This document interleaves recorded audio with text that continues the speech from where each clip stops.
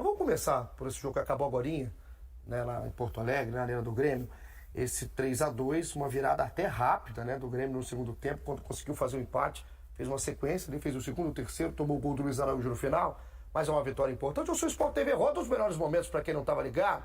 Hoje tem tanto jogo para você ver, que a hora que não estava nem na multitela do Mansur, você conseguiria acompanhar todos os jogos. Então coloca aí os melhores momentos, porque começa de um jeito, né, termina de outro, Mansur. Mas acho que em nenhum momento a gente pode falar que houve supremacia no jogo pro lado do Flamengo do Tite. Até quando estava 1-0 pro Flamengo, eu não creio primeiro tempo, não era um Flamengo com desempenho, era um Flamengo com resultado até um certo momento, mas que depois viu o Grêmio com mudanças do Renato, vencer bem na arena.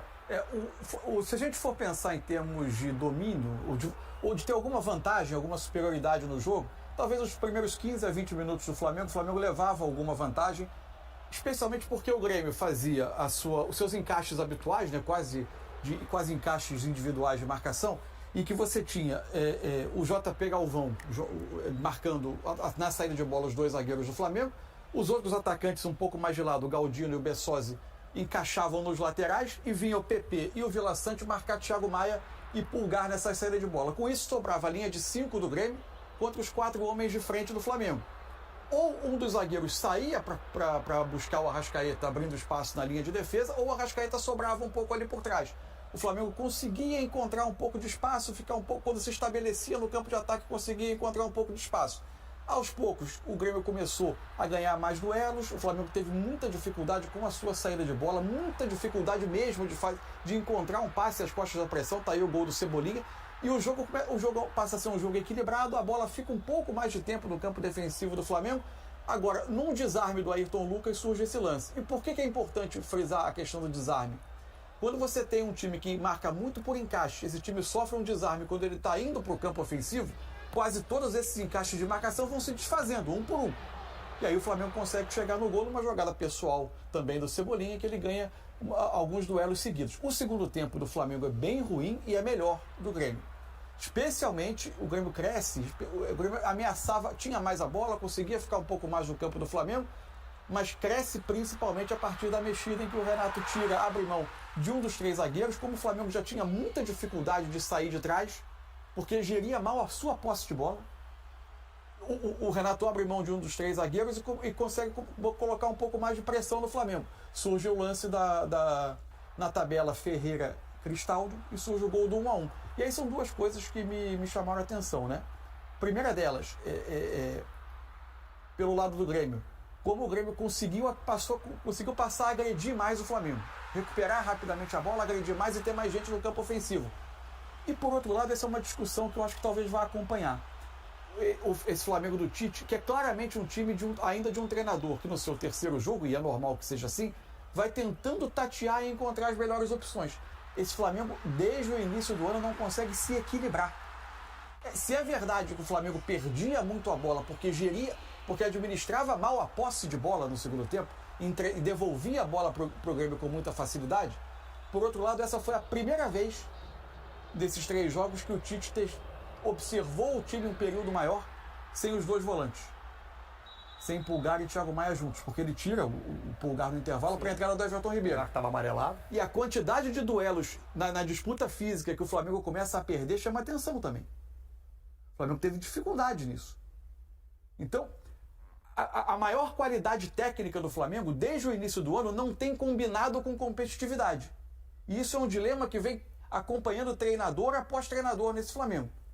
E foi bem o Renato ao observar a mudança de característica do jogo no segundo tempo, fazer as intervenções e o Grêmio chegar virado. O Alex, acho que o tema substituição, ele vai entrar aqui bastante para a gente falar dessa vitória do Grêmio por 3-2 e para os dois lados, né? Para o bem, o lado do Renato Gaúcho, como abriu mão, acho que o Mansur foi perfeito. Quando abre mão da linha de 3, entendendo que o Flamengo não agredia, o Flamengo não tinha intensidade no jogo, o Renato ganha o jogo. E nas mudanças, por mais que você não fale tecnicamente, são jogadores já até afirmados no futebol.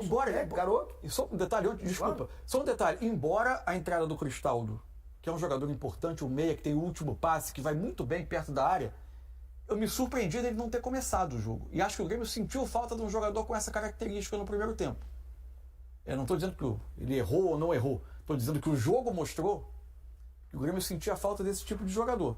Ele além... entra no segundo tempo e tem impacto no jogo. O Renato, com as intervenções, faz o Grêmio melhorar. A minha dúvida é se talvez o Cristaldo não pudesse ter iniciado o jogo e o Grêmio tivesse mais...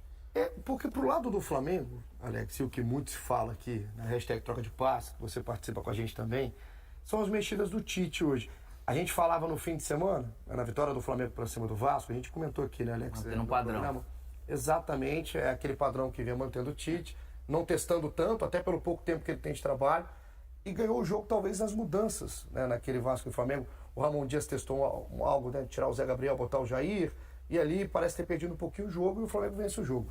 Hoje, as mudanças do Tite, essa do intervalo, né, que o Mansur traz pra gente, da saída do Pulgar, que estava amarelado, para a entrada do Everton Ribeiro, aos 22 minutos do segundo tempo são duas mudanças, entradas do Gabigol e do Bruno Henrique, saídas do Pedro e do Cebolinha. Isso. E aí aos 38, a entrada do Mateuzinho no Pablo e a entrada do Luiz Araújo no Arrascaeta, o Luiz que faz o gol, inclusive, o segundo gol do Flamengo no jogo. Tem muita gente não entendendo, assim, né? Como que entra o Mateuzinho, sai o Pablo, é porque o Pablo entrando como volante, até uma novidade, né, Mansur?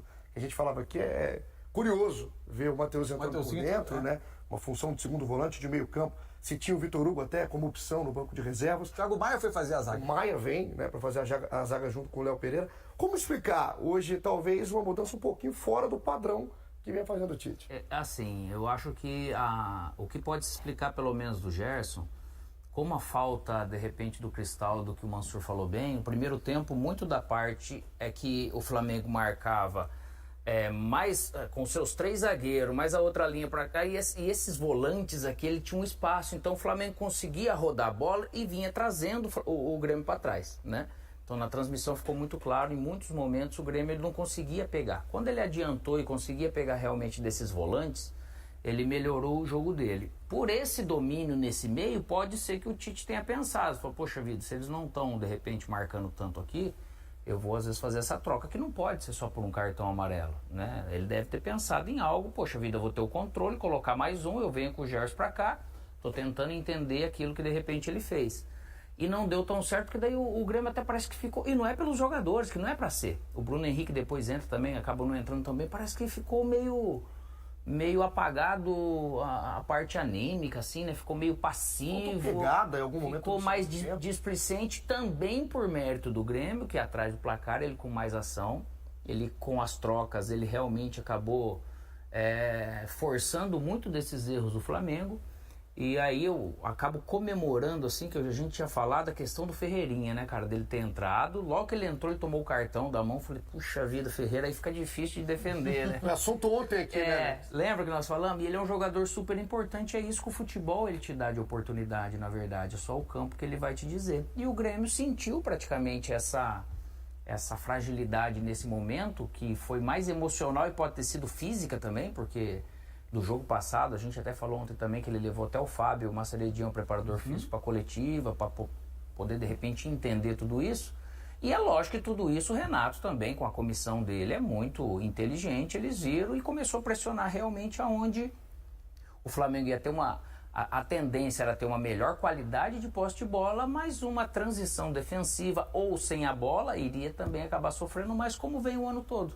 Né, com esses jogadores dessa característica, mas parece que faltando algo físico e por isso acabou conseguindo. E muito boas as entradas, tanto do Natan quanto do André, né, no Grêmio. Muito boas, entregam com agressividade, com personalidade no jogo, chamando o jogo. Pelo lado do Grêmio, acho que isso também foi muito marcante no segundo tempo. Não é só a mexida que abre mão da linha de 5 defensores, atitude, é a forma como esses jogadores se colocam para o jogo. O Grêmio passou a ganhar mais dividida. O combate do Grêmio no campo. É ao contrário, né? As mexidas do Flamengo. Exato. Trouxe um marasmo e do Grêmio ele. O Grêmio, a jogada dos gols do Grêmio, inclusive, são jogadas de combate, inicialmente físico. Físico, então. Físico. E o Flamengo, quando passa a ter, repito, de novo, quando passa a jogar sem os seus 2 jogadores à frente da defesa, o Flamengo sente fisicamente na quantidade de duelos perdidos. Embora, para mim, tivesse a ver também, não só com a questão defensiva, mas a forma como o Flamengo lidava mal com a sua tentativa de ter a bola. Isso. O Flamengo saía mal de trás, a bola saía mal jogada, quase sempre numa tentativa de passe que gerava um embate físico para os jogadores de frente, de costas para o gol, em desvantagem, perdendo o duelo, essa bola voltando rapidamente. Agora, isso é educativo também que esse tipo de derrapagem aconteça com o time na situação que o Flamengo vivia, porque o futebol, por vezes, ele permite que aconteçam eventos em que uma troca de treinador mude absolutamente a cara de um time e você inicia uma arrancada. Mas isso não é o normal. Não seria o normal um Flamengo com 10 meses de temporada de enormes oscilações e de muito mais baixas do que altas, que ia se promover um milagre a partir, e por mais que seja para mim o Tite o mais preparado treinador brasileiro, o mais capacitado, o melhor treinador do país, com um bom elenco na mão. Ele ainda é claramente um trabalho de quem vai tentando conhecer que casamentos de jogadores podem funcionar ou não funcionar. Esse Flamengo viveu boa parte do ano um dilema. Treinadores que tentaram chegar com mais gente no campo ofensivo, com mais qualidade técnica, tiveram enormes problemas defensivos.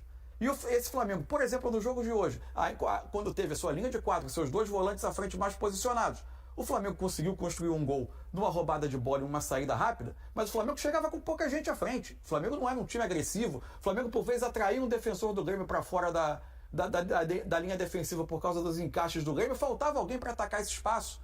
Tinha pouca chegada, porque é um dilema de falta de equilíbrio que o Flamengo não conseguiu ter o ano inteiro. Não seria em 2 semanas que alguém ia por num passe de mágica fazer isso tudo funcionar. E não foram 2 jogos sem sofrer gols, como o Cruzeiro e contra o Vasco, que acabaram com os problemas defensivos e de equilíbrio do Flamengo. O Flamengo não dominou absolutamente o Vasco. O Flamengo teve momentos difíceis contra o Cruzeiro. O Flamengo é que a questão é que você olha para esse elenco e vê muito talento e eventualmente ameaçava ver uma terceira vitória seguida.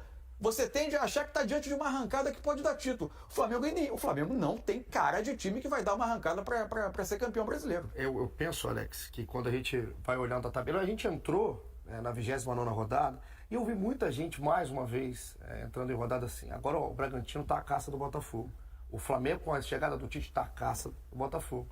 E acho que a rodada mostra pra gente, né, o porquê que a gente fala tanto que o Botafogo tá com tudo para ganhar o título. A única estabilidade é o Botafogo. O desafiante muda. E até dentro da instabilidade do Botafogo, que é a mesma ou menor do que a dos outros, ele tá porque o pessoal tem que correr atrás, né? Então esse jogo, lógico que se eles ganham, o Botafogo fala, caraca, eu tenho um jogo a menos, mas o nosso Bragantino tá 4 pontos de mim.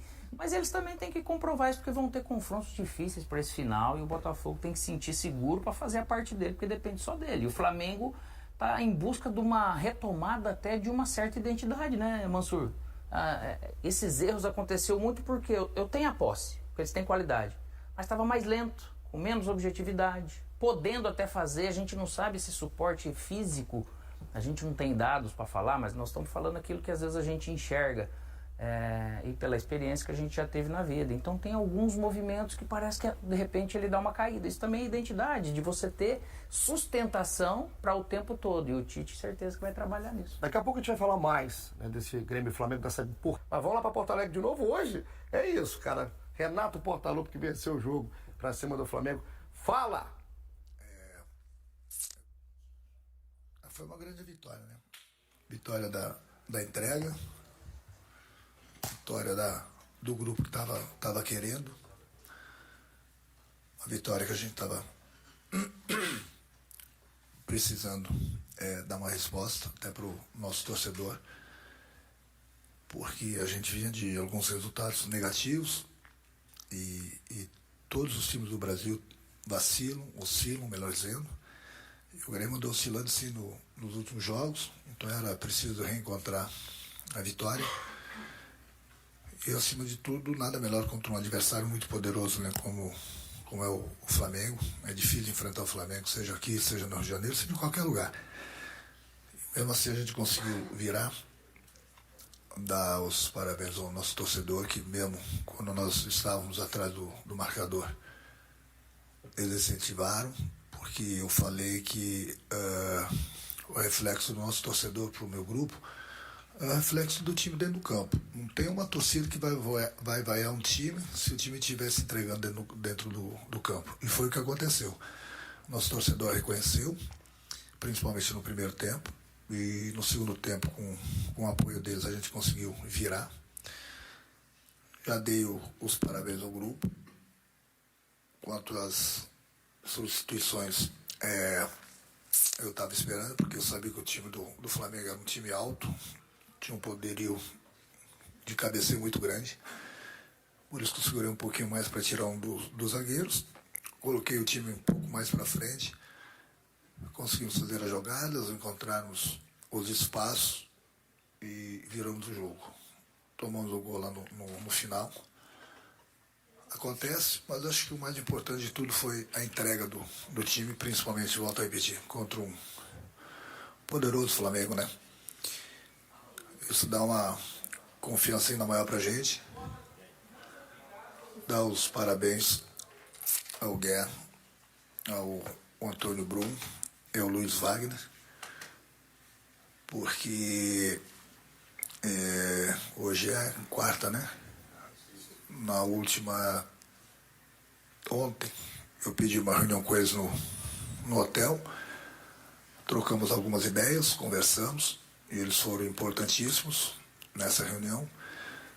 Pedi algumas coisas para eles cumpriram, e uma delas foi eles conversarem com o grupo, eles se colocaram muito bem, e era importante essa conversa, não só comigo, mas com o grupo também, para mostrar que eles estavam sempre juntos com a gente. E o grupo não poderia ter desaprendido. Até porque o Grêmio está desde o início do campeonato sempre na parte de cima da tabela. Então não era coisa para desespero. Eu sei que ninguém gosta de perder. A gente sempre trabalha e joga para ganhar. Nem sempre é possível.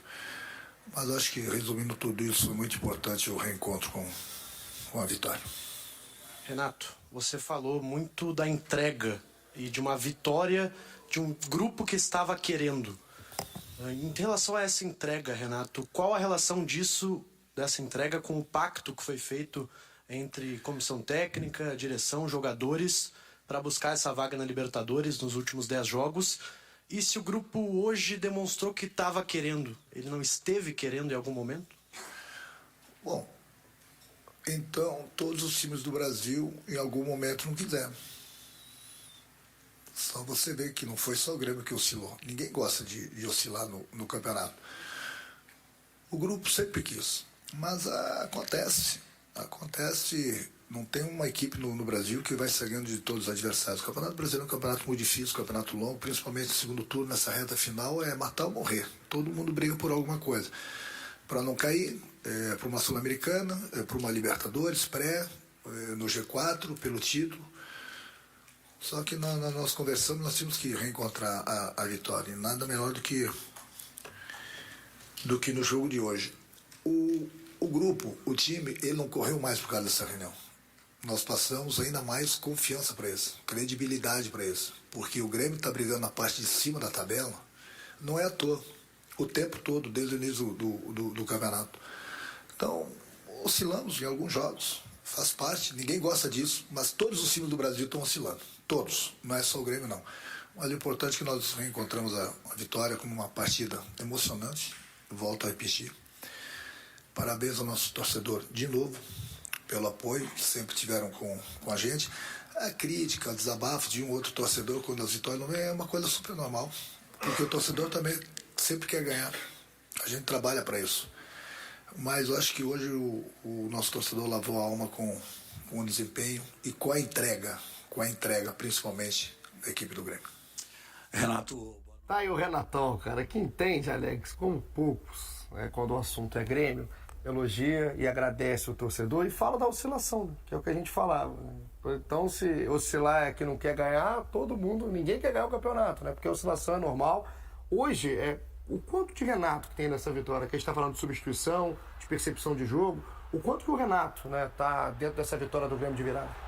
Ele tá em muito, porque o Renato ele tem um domínio desse ambiente, com o torcedor, com o diretor, com os jogadores. E sobre a pergunta, é bem isso, não é que às vezes o atleta ele não quer, é que tem algo que acontece durante o campeonato que você acaba tendo uma queda de rendimento. E pelo que viu, até ele que chamou praticamente essa questão, não é nem fala de pacto, é de realmente chamar todo mundo e falar, pô, nós estamos juntos. Tá fechado. Todo mundo pode se dispersar em algum momento do ano, mas tem muito da mão dele. Outra, o pessoal também começou a falar da saída dele, quem que contrataria, enfim, daí ele gosta, né, cara? E para esses retornos dessas oscilações, é importante você se apegar em algo. Às vezes a imprensa falou algo, ou algumas coisas, ou algum empresário, em algum momento que eles acabam se aproveitando e trazendo o resultado, porque não basta também você só querer, você tem que produzir com qualidade, que foi o que o Grêmio fez hoje. A gente sai do Renato.